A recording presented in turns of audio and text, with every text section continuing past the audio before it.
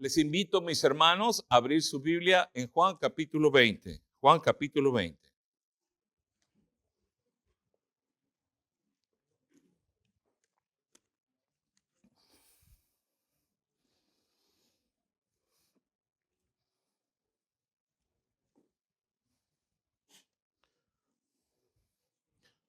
Cuando lo tenga, diga un fuerte amén.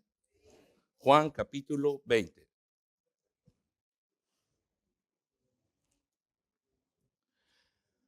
Mis hermanos, hemos estado estudiando el Evangelio de Juan y ya llegamos al capítulo 20. La semana pasada estuvimos viendo la primera parte del capítulo 20 del Evangelio de Juan, donde encontramos el relato de la resurrección de Jesús. Ahora, parte del tema obvio del capítulo, que es lo que sucede después de la resurrección de Jesús. Aparte de eso, hay un tema también muy importante que quiero que todos notemos, y no olvide esto. El tema en el capítulo 20 de Juan es creer. Creer. Ese es el tema principal en este capítulo. Creer. Capítulo 20 de Juan es donde Juan, el escritor, hace su llamado final, mis hermanos. Su llamado final, el reto final a ti y a mí, a responder a lo que Jesús hizo. Para este momento del capítulo 20, el Señor ya hizo todo lo que venía a hacer. Durante su ministerio probó quién era Él. Probó que eres Dios. Todo lo que Él dijo ser, lo probó. Además, el Señor ya ha dado su vida en el Calvario por nuestros pecados y ha vencido la muerte. Y ahora somos confrontados. ¿Qué vamos a hacer con la realidad de este Jesús victorioso y resucitado? El reto es para cada uno de nosotros. Y mis hermanos, la manera en que Juan nos confronta es presentándonos cuatro momentos. Cuatro momentos donde personas fueron enfrentadas con la realidad de la resurrección y estas creyeron. Son cuatro los eventos que vemos en Juan 20 de personas que fueron confrontadas con la resurrección y creyeron. Las primeras dos las vimos la semana pasada. Y quiero refrescar nuestras mentes para que veamos o recordemos lo que vimos hace una semana atrás. María Magdalena corre a ver a Pedro y a Juan y para decirles que el cuerpo del Señor había sido removido. Ellos corren y llegan al sepulcro y entran y lo que ven les maravilla. La piedra ha sido removida, el cuerpo no está allí y los lienzos están acomodados y los lienzos están vacíos. La gloria sea para el Señor. La reacción de Juan al ver este maravilloso hecho es lo siguiente. Juan capítulo 20, ve el verso 8 conmigo. Verso 8. Entonces entró también el otro discípulo, o sea Juan, que había venido primero al sepulcro y vio. ¿Y cuál fue su reacción, mis hermanos? Y creyó. Aquí está la primera persona que fue confrontado con la resurrección y creyó. Esta es la primera persona. La primera persona es el mismo escritor del libro, Juan. No lo había entendido él hasta ese momento, pero allí dice Juan claramente que cuando vio la tumba vacía, él creyó. ¿Y qué fue lo que creyó? Creyó que Jesús había resucitado. No entendía, por supuesto, todos los detalles, pero el testimonio es altamente personal, mis hermanos. Vio los lienzos, vio el sudario, vio la piedra removida, la tumba vacía, y él creyó que Jesús había resucitado. Juan mismo nos da testimonio de su reacción y nos dice, y él creyó. Él creyó. Juan nos presenta la segunda persona que fue confrontada en Juan 20 con la realidad de la resurrección. También lo vimos la semana pasada. ¿Recuerdas quién fue esta segunda persona? María Magdalena. María Magdalena tuvo un encuentro con el Señor Jesús y creyó en Jesús cuando Jesús se reveló a ella. ¿Recuerdas? María estaba buscando a Jesús, pero no lo podía encontrar porque ella estaba buscando a Jesús muerto. Y en su dolor y en su desesperación, el Señor se presenta a ella. María estaba encontrando a Jesús y Jesús la encontró. Y María creyó. Juan capítulo 20, verso 15. Jesús le dijo: mujer, ¿por qué lloras? ¿A quién buscas? Y ella, pensando que era el hortelano, le dijo: Señor, si tú lo has llevado, dime dónde lo has puesto y yo lo llevaré. Jesús le dijo: María, y volviéndose ella le dijo: Maestro, Raboni, que quiere decir maestro. Su corazón de María se llenó de gozo y fue inmediatamente a dar la maravillosa noticia de que Jesús había resucitado. La gloria sea para el Señor. Juan 20, 18. Fue entonces María Magdalena para dar a los discípulos las buenas de que había visto al Señor y que él le había dicho estas cosas. El Señor es bueno. El Señor es bueno. Así es como Juan, mis hermanos, nos presenta los dos primeros relatos de personas que fueron confrontadas con la resurrección. Pero hay dos relatos más en Juan 20 y los vamos a ver hoy. El siguiente relato es en el versículo 19. Vaya conmigo al verso 19. Ahora, este no es una sola persona. Son varias personas al mismo tiempo. De hecho, es el grupo de los discípulos que son confrontados con la realidad de la resurrección.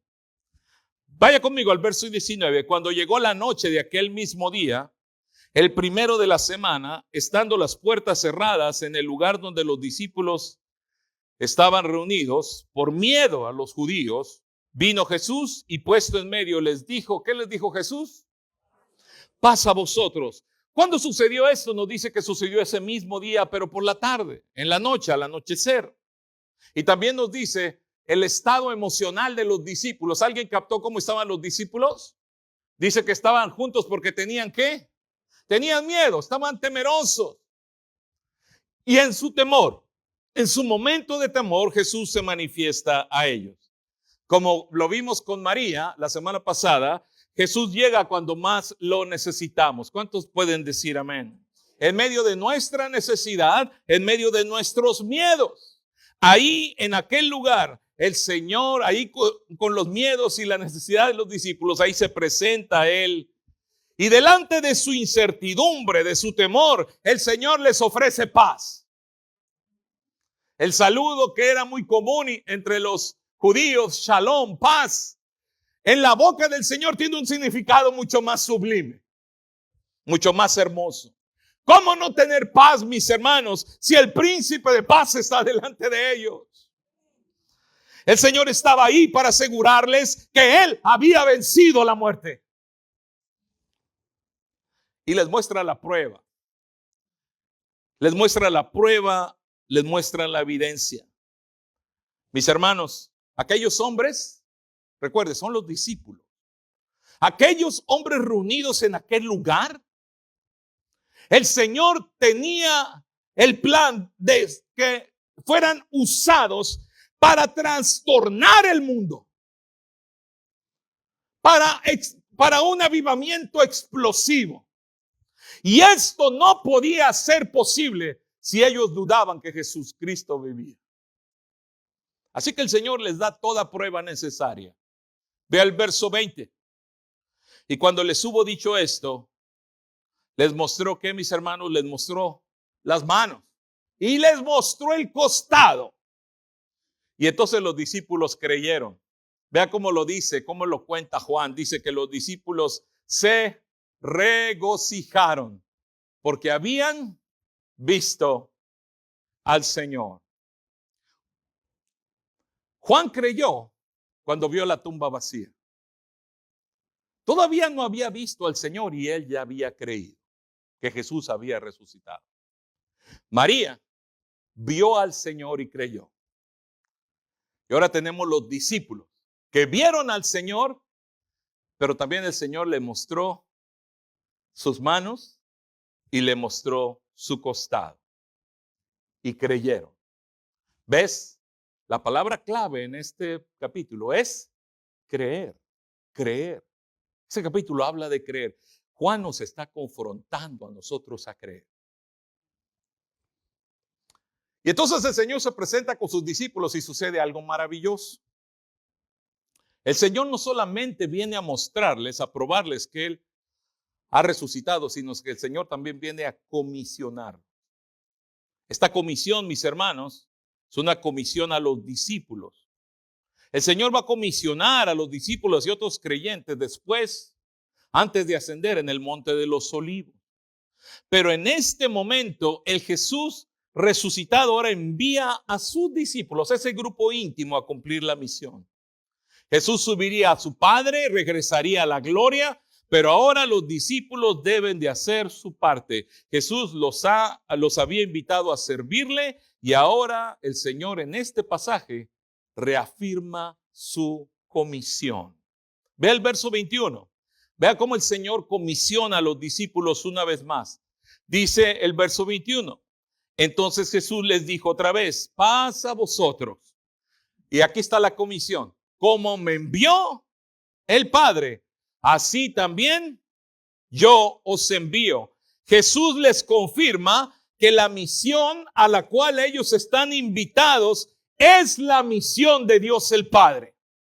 Nuestro Dios es un Dios, mis hermanos, con una misión. Él desea que su nombre sea proclamado por todas las naciones. Quiere que su creación le dé gloria a su nombre. Que todo lo que respire alabe a Jehová.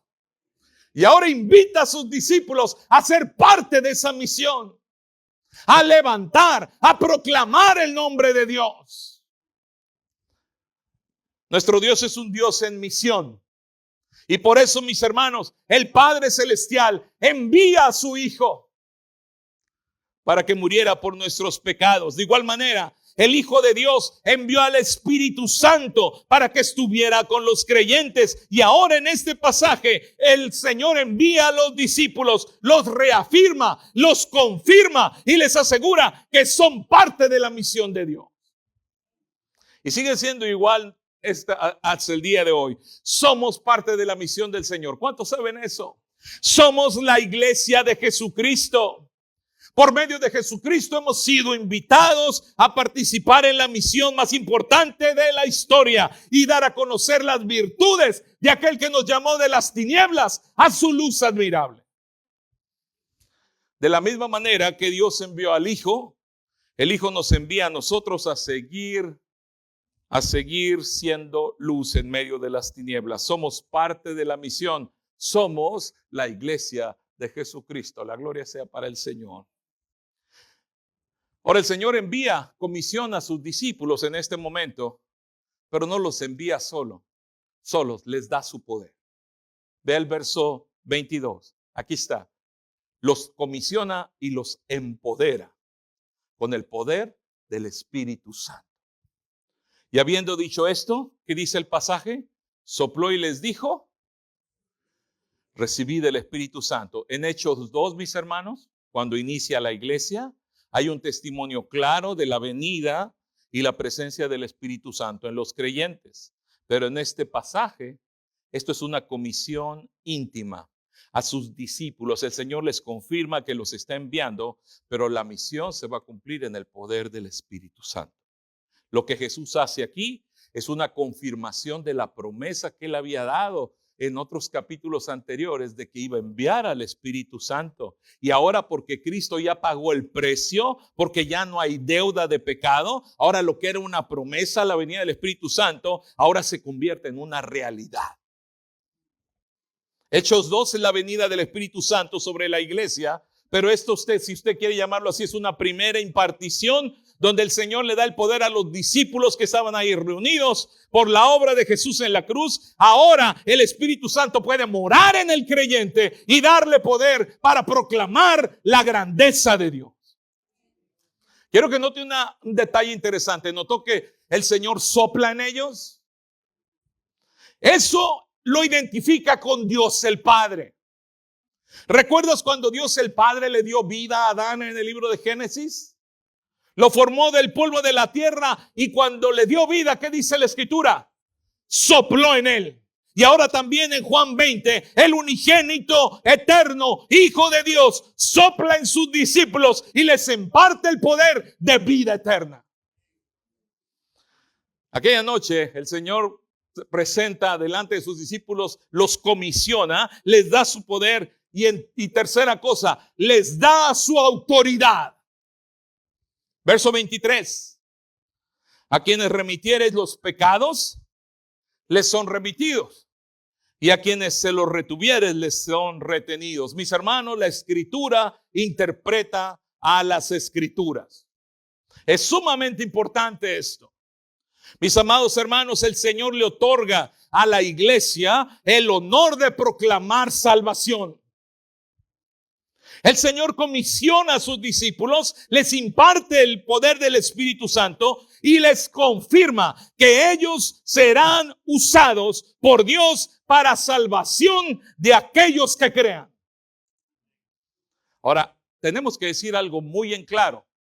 La Escritura, mis hermanos, la Escritura claramente nos dice que solamente Dios perdona pecados. Ningún ser humano puede perdonar pecados. Cualquiera que haga esta interpretación de este pasaje no está haciendo una interpretación bíblica. No hay pastor, no hay diácono, no hay obispo, no hay cardenal que pueda perdonar pecados. Solo Cristo perdona los pecados. Entonces, ¿qué es lo que quiere decir el Señor? Mis hermanos, lo que la iglesia tiene no es el poder de perdonar pecados, tiene el mensaje que perdona pecados.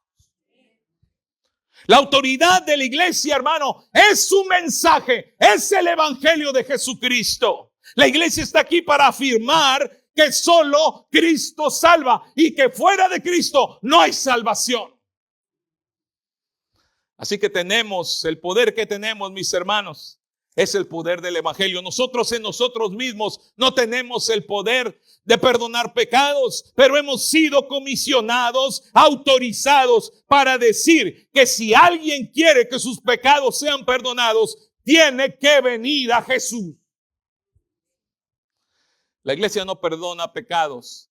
La iglesia ofrece, anuncia el perdón de los pecados. En Jesucristo, en nadie más. Y este es el tercer evento de personas en el capítulo 20 que fueron confrontados con la resurrección. Ahora nos falta el cuarto. ¿Alguien recuerda quién es el cuarto? Ahí está en capítulo 20 también. El cuarto es un hombre que era parte de los discípulos. Vaya conmigo al verso 24. Pero Tomás, uno de los 12, llamado Dídimo. Dídimo quiere decir gemelo. ¿Cómo le dicen a los gemelos en su tierra? En México le decimos cuates, mellizos, morochos. Bueno, eso es lo que es. Le apodaban el gemelo, obviamente porque tal era gemelo, ¿no?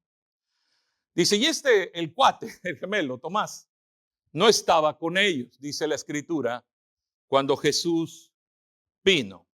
Verso 25. Le dijeron pues los otros discípulos, al Señor hemos visto. Y él les dijo, si no viere, fíjese, si no viere en sus manos la señal de los clavos, y luego pide algo más, y metiere mi dedo en el lugar de los clavos, y metiere mi mano en su costado, no creeré. ¿Recuerdas? El tema aquí es creer. Ahora, Juan creyó viendo solo la tumba vacía. María vio al Señor y creyó. Los otros discípulos vieron al Señor, vieron su costado y sus manos y creyeron. Tomás quiere algo más. Tomás quiere tocar las heridas. Quiere tocar las heridas. Para Juan, mis hermanos, había sido suficiente la tumba vacía. Pero Tomás quiere tocar las heridas para poder creer. Ahora, Dios no está en ninguna obligación de cumplir nuestras demandas o nuestros caprichos, ¿verdad que es cierto? Dios no tiene que cumplir nuestros caprichos o demandas. Pero cuando Dios quiere usar a una persona para su gloria, mi hermano, el Señor hará todo lo necesario para impactar aquella vida, aquella persona y capacitarla para la misión. Y Dios quiere usar a Tomás. Así que nuestro Dios se va a manifestar a Tomás. Pero Tomás va a tener que esperar. Ve el verso 26. 8 días después. Tomás se tuvo que esperar 8 días. 8 días después estaban otra vez sus discípulos dentro y con ellos Tomás. Luego Jesús, estando a las puertas cerradas, se puso en medio y les dijo: pasa a vosotros. ¿Qué estaría pasando por la mente de Tomás esos 8 días que el Señor no le respondía? O que no se aparecía o no se manifestaba. ¿Por qué los demás pudieron ver al Señor y no yo? ¿Será que el Señor no me quiere a mí? ¿Será que estará enojado conmigo? ¿Por qué se manifestó a otros? ¿Por qué el Señor se manifiesta a otros y a mí no? Mis hermanos, Tomás tuvo que esperar y ser paciente mientras el Señor callaba. Mis hermanos, el silencio de Dios es un testimonio de su propósito y de su sabiduría. Nuestro Dios calla, pero nuestro Dios nunca falla. Sus tiempos son perfectos y nadie puede apresurar sus tiempos y sus razones. Así que como Tomás, a veces nos va a tocar esperar. Nos va a tocar esperar, y cuando te toque esperar algo, hermano, hermana, recuerda que no estás esperando por Dios porque a Él no le interesa lo que estás pasando. No, en ninguna manera. Estás esperando el tiempo perfecto de Dios. El tiempo perfecto de Dios, el tiempo adecuado. El mejor tiempo de acuerdo a los propósitos de Dios. Así que llegó el día, mis hermanos, y el Señor se manifestó a Tomás. Verso 27, ¿estás conmigo?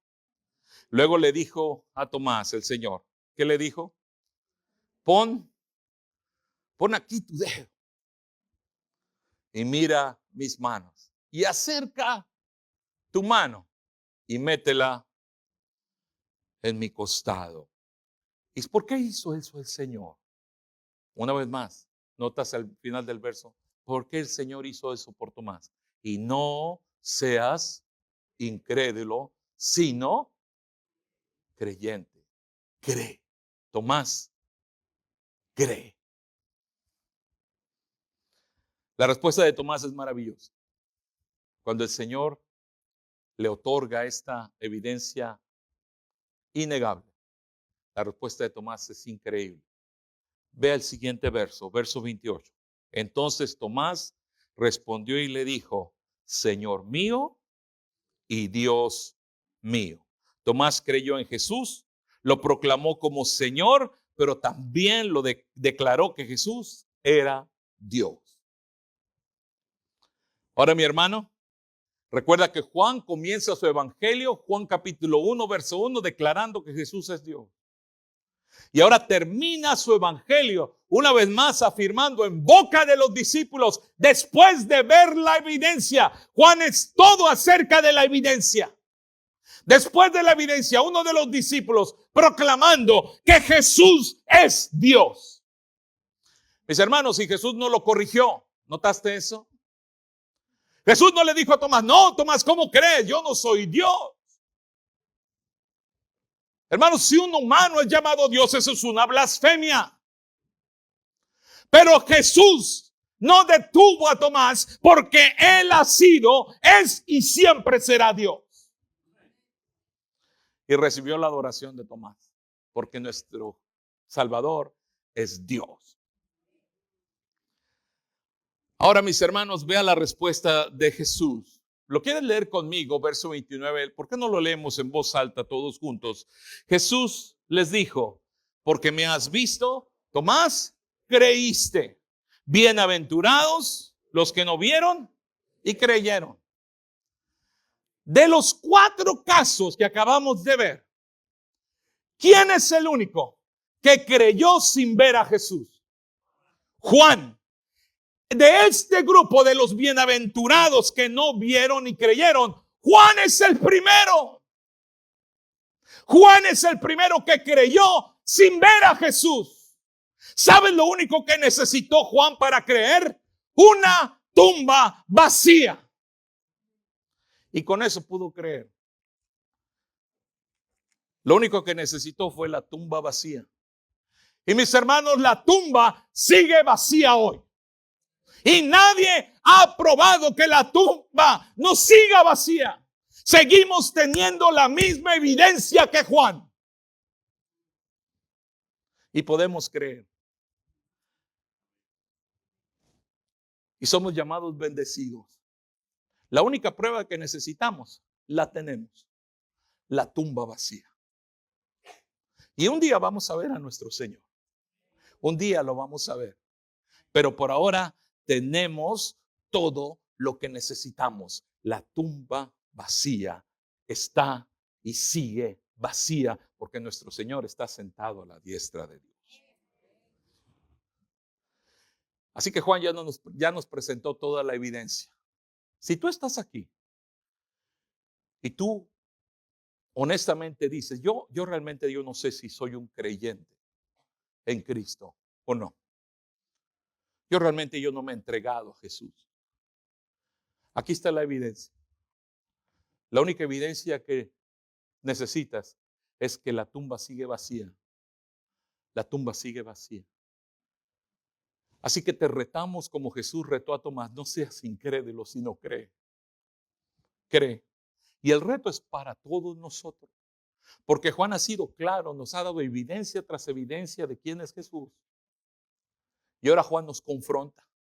Nos confronta con un mensaje precioso que le ha llevado hasta aquí por 20 capítulos. Y nos lo dice de esta manera, Juan. Ve conmigo al verso 30.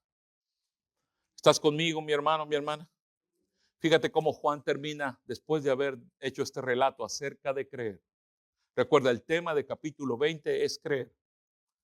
Y termina Juan diciendo estas palabras maravillosas.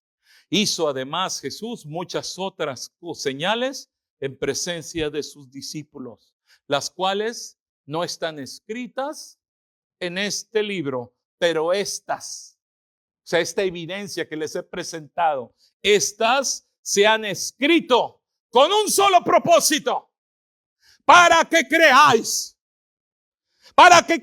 que Jesús es el Cristo y para que creyendo tengas vida en su nombre. Así que aquí está la evidencia. ¿Qué más podemos decir? Juan ya lo dijo todo. Aquí está la evidencia. Jesús vive. Jesús murió por tus pecados en la cruz y Él vive. Y ahora te invita a que vengas a Él. Si tú ya eres un creyente, regocíjate, hermano, porque crees en un Cristo vivo. Así que el Señor nos llama, nos llama, nos llama. Y si tú no le has entregado tu vida, hazlo hoy. No esperes más. Hazlo hoy. Inclina tu rostro, vamos a orar.